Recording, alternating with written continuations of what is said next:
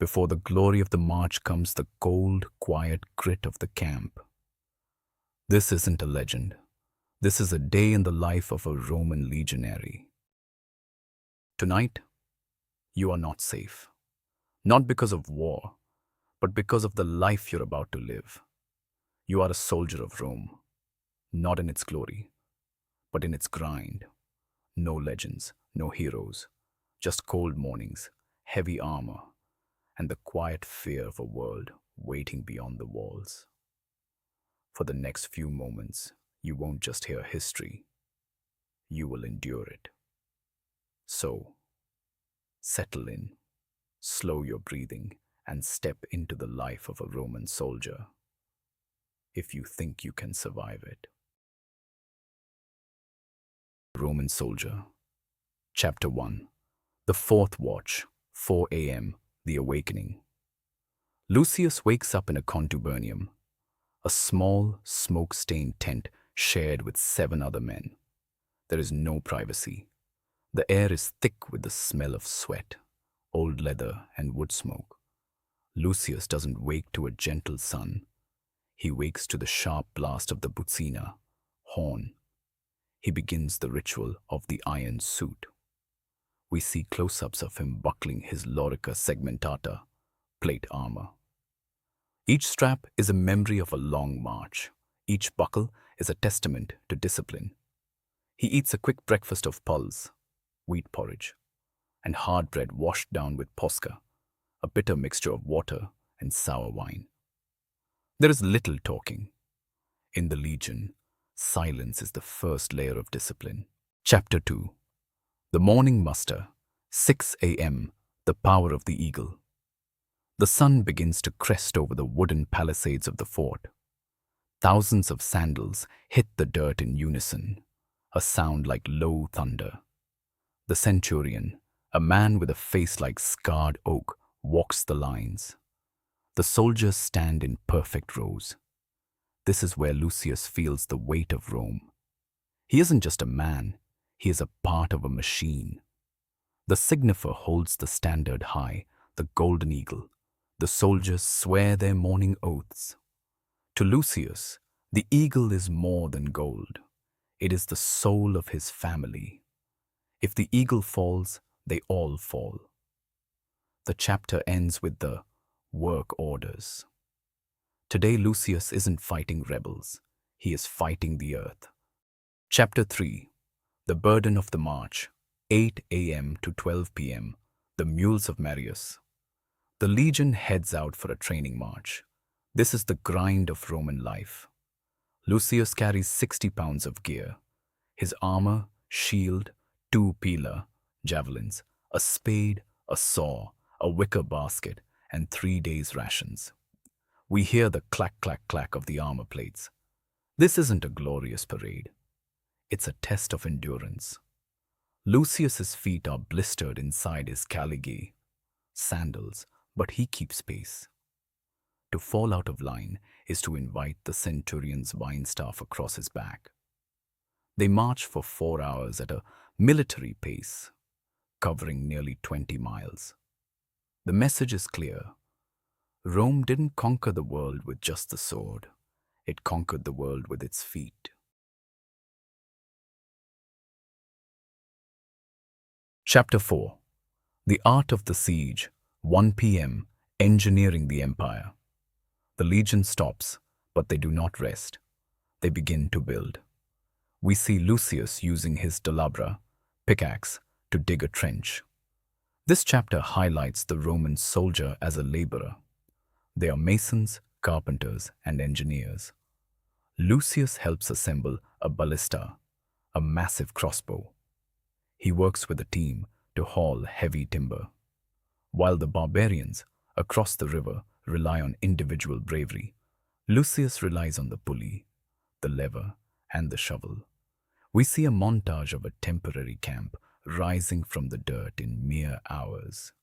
This is the Roman secret.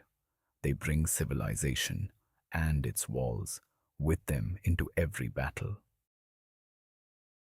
Chapter 5, Blood and Pila, 3 p.m., Combat Drill. The work shifts to violence. The soldiers practice with the clat, wooden swords and shields twice the weight of the real ones. Lucius faces a quintin, a wooden post. He doesn't swing his sword like a wild man. He thrusts. 2 inches of steel into the vitals is better than a wide slash that leaves him exposed. We see the testudo, tortoise formation, shields locked above and in front. Rocks and blunt arrows bounce off the roof of shields. Lucius is squeezed tight between his brothers in arms. He can barely breathe, but he knows that as long as the line holds, he is invincible. Chapter 6. The Hour of the Bath, 5 p.m., the Roman Soul. Back at the permanent fort, the tension breaks. The soldiers head to the thermae, baths. This is the only time Lucius feels human again. In the steam of the caldarium, the rank matters less. He scrapes the sweat and oil off his skin with a strigil. He talks with his comrades about home, a farm in Italy he hasn't seen in 12 years, or a girl in the local civilian village, Vicus. They gamble with bone dice, hiding them when the officers walk by. For 30 minutes, the iron sunder is forgotten, replaced by the warmth of water and the hum of gossip. Chapter 7. The Evening Meal, 7 p.m., the Brotherhood.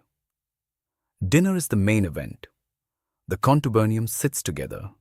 They share a loaf of bread and perhaps some bacon or vegetables bought from a local trader. Lucius sharpens his gladius short sword by the firelight. The Brotherhood is the strongest bond in the empire. These 8 men live together, eat together, and will eventually die together. They joke about the centurion's temper and complain about the grain. Lucius looks at the optio, second in command, writing reports by candlelight. He realizes that Rome is built on these small moments of order in a chaotic wilderness.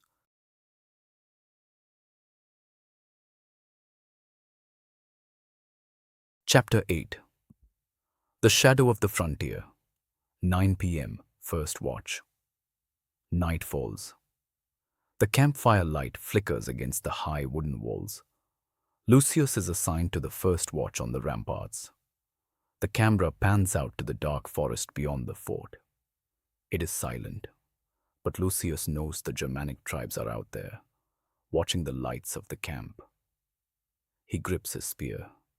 He feels the vastness of the empire behind him and the cold unknown in front of him. He isn't just Lucius anymore. He is the wall.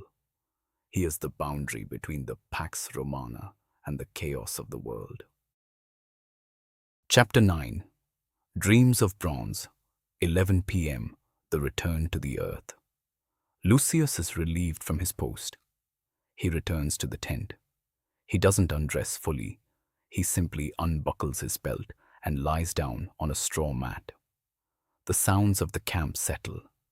The occasional neigh of a horse, the distant call of a sentry. Lucius closes his eyes.